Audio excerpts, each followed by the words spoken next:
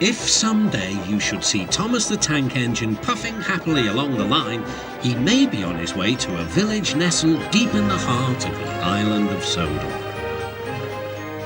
One December morning, Thomas whistled to all his friends. "It's nearly Christmas and I'll bring you lots of letters and parcels." But a week later, the storms came.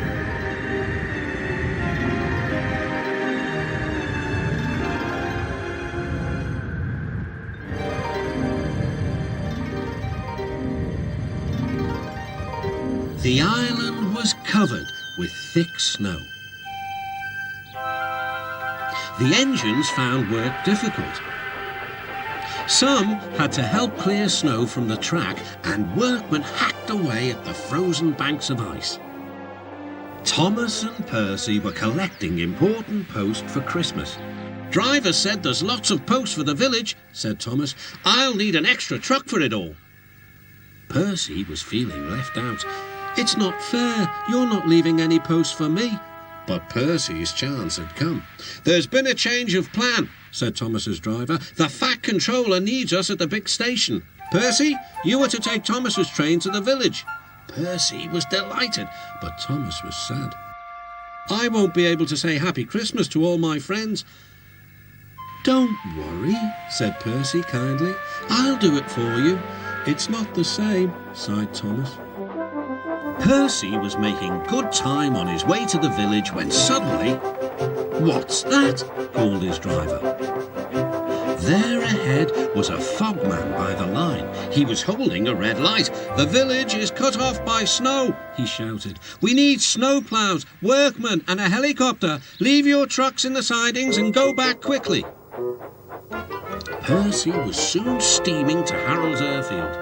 "Beep, beep," whistled Percy. "Wake up, lazy wings. The mountain villagers need your help. They're stranded." "Whiz-ow," replied Harold. "I like an emergency to keep me warm." And he buzzed away. "Now," sighed Percy, "what's next?" Suddenly, there was Thomas with Terence the tractor and a works train. "Come on, Percy," whistled Thomas. "Follow me." The two engines battled their way through the snow. At last, they reached the village.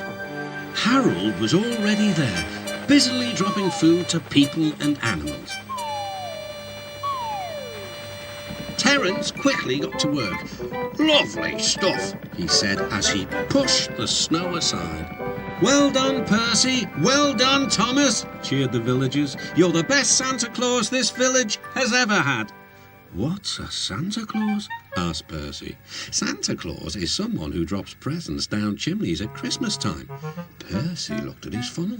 "I wonder if—" "No," laughed Thomas. "Chimneys, Percy, not funnels. Which reminds me, your post train is still back in the siding, isn't it?" Percy hurried back to fetch it. Just then, Toby arrived with Henrietta. "We've brought lots of hot drinks and food for the villagers," he whistled. That night, all the engines had gone back to their sheds except Toby. The villagers had made a plan to thank the engines. They loaded paint pots and parcels into Henrietta, then they set off through the moonlit countryside. All the engines were fast asleep in the sheds as Toby ran silently into the yards.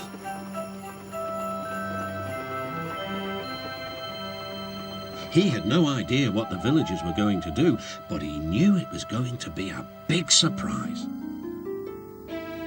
When the engines woke the next morning, they could not believe their eyes. The sheds had been repainted and decorated.